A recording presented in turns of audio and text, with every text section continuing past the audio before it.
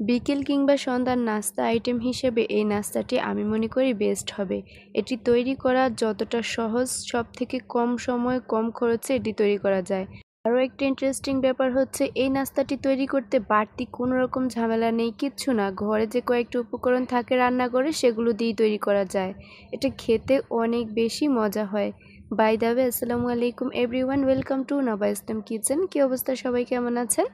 প্রতিদিনের মতো রেসিপিটি ভালো লাগলে অবশ্যই একটি শেয়ার করে দিবেন, সেই সাথে কমেন্ট করে জানাবেন কে কোথা থেকে দেখছেন, তাহলে পরের ভিডিওতে আপনাদেরকে ধন্যবাদ জানাতে পারবো।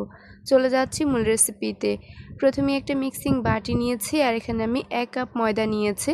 তো এখন একটা ডো তৈরি করে নিব, তার জন্য আরও কিছু ইনগ্রেডিয়েন্টস এখানে অ্যাড করে দিয়েছি। কালো জিরা হাফ চা চামচ, কালো গোলমরিচ গুঁড়া এখানে হাফ চা চামচ, সেই সাথে হাফ চা চামচ লবণ, 1 টেবিল চামচ পরিমাণ কুকিং অয়েল। সব কিছু দিয়ে শুকনো উপকরণগুলো হাত দিয়ে ভালো করে মিক্স করে নিয়েছি। এবার নর্মাল পানি দিয়ে কিন্তু একটা ডো তৈরি করে নিব।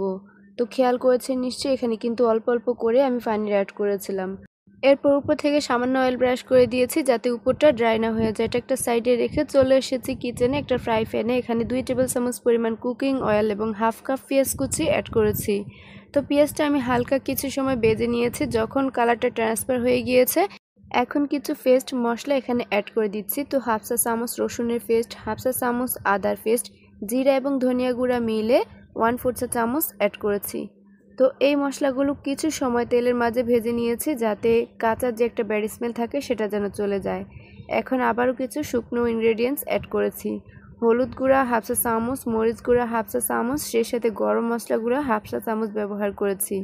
তো সম্পূর্ণ মশলাগুলো কিছু সময় ভেজে নিয়ে যাতে না পুড়ে যায়, এখানে 2 টেবিল চামচ পরিমাণের মতো পানি অ্যাড করেছি, সেই সাথে 1 চা চামচ লবণ অ্যাড করেছি। লবণ আপনার টেস্ট অনুযায়ী ব্যালেন্স করে নেবেন। তো সেই সাথে অ্যাড করে দিয়েছি এখানে আলু, একদম ছোট করে আমি স্কোয়ার শেপ দিয়ে কেটে নিয়েছি। এবং ঝালের জন্য এখানে আমি বোম্বাই মরিচ ব্যবহার করেছি। আপনারা নর্মাল যে মরিচটা থাকে সেটা ইউজ করতে পারেন। এই খাবারে কিন্তু ঝাল আপনার টেস্ট অনুযায়ী ব্যালেন্স করে নিতে পারবেন। দেখতেই পাচ্ছেন 2 থেকে আড়াই মিনিট এভাবে ভেজে নিয়েছে। এরপর এখানে সামান্য পানি অ্যাড করে দিয়েছি। আলুগুলো খুব দ্রুতই সেদ্ধ হয়ে যায়, তো একটুখানি পানি দিলেই কিন্তু হয়ে যাবে। তো আলুগুলো একটা সাইডে রেখে এখানে আমি একটা ডিম অ্যাড করে দিয়েছি, যার ফলে কিন্তু এটা অনেক বেশি হেলদি হবে এবং খেতে অনেক বেশি টেস্টি লাগবে। তো ডিমটা দেওয়ার পর কিন্তু ভালো করে আমি এবার মিক্স করে নিচ্ছি। এই রান্নাটা করতে জাস্ট 5 থেকে 6 মিনিটের মতো সময় লাগবে, এর বেশি সময় লাগবে না। দেখতেই পাচ্ছেন আলুর সাথে ডিম মিক্স করা হয়ে গিয়েছে। চুলাটা অফ করে আবারও চলে এসেছি ডোয়ের কাছে। ডোটা কিন্তু আবারও 1 থেকে 1.5 মিনিটের মতো ভালো করে ময়াম দিয়ে নিয়েছি, যাতে এটা আমি লিচি কাটার সময় খুব ইজিলি লিচি কেটে নিতে পারি। এই নাস্তাগুলো কতটুকু সাইজের করতে চান তার উপর ডিপেন্ড করে আপনি কিন্তু লিচিটা কেটে নিতে পারেন। তো আমি একটু ছোটো সাইজেরই করব, পুলি ফিটার মতো শেপটা দিয়ে নিব, এই জন্য এইটুকু সাইজের করেছি। তো আমি সামান্য ময়দা ডাস্ট করে কিন্তু আমি রুটির মতো পাতলা বেলে নিয়েছি। এটা কিন্তু খুব একটা ভারী করা যাবে না, একটু পাতলা হলে এটা খেতে অনেক বেশি মুচমুচে ক্রিস্পি টাইপের হবে। ফাইনালি কিন্তু রুটিটা আমি বেলে নিয়েছি আর দেখতেই পাচ্ছেন এটা পুরোটা একেবারেই পাতলা আছে, খুব একটা ভারী হবে না। তো এরপর যে পুরটা রেডি করেছিলাম সেটা দিয়ে মাছ বরাবর আমি কিন্তু সাইডটা ভালো করে সিল করে দিচ্ছি। এবার একটা সাইড থেকে ধরে কিন্তু আমি একটু সাইডটা মুড়িয়ে নিচ্ছি যাতে এটা খুলে না যায়। এভাবে করলে কিন্তু খোলার একেবারেই চান্স থাকবে না। সেম প্রসেসে আরও কয়েকটা বানিয়ে নিচ্ছি আপনাদের বোঝানোর সুবিধার্থে। আসলে এই ডিজাইনটা কিন্তু একেবারেই ইজি, আপনারা জাস্ট কয়েকবার ভিডিওটা দেখলেই খুব ইজিলি পেরে যাবেন।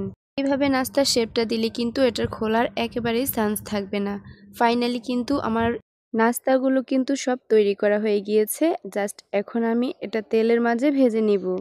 এই নাস্তাগুলো তৈরি করার পর কিন্তু বেশি একটা সময় রাখা যাবে না, এগুলো কিন্তু একদম সফট হয়ে যাবে, কারণ এগুলোর ময়দাটা কিন্তু কাঁচা পানি দিয়ে খোলা, এই জন্য।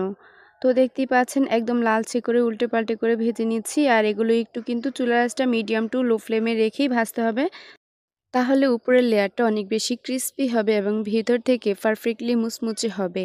তো খেয়াল করেছেন নিশ্চয়ই একদম লালচে ব্রাউন কালার করে কিন্তু ভেজে নিয়েছে। এখন জাস্ট এটা আমি উঠিয়ে ফেলবো।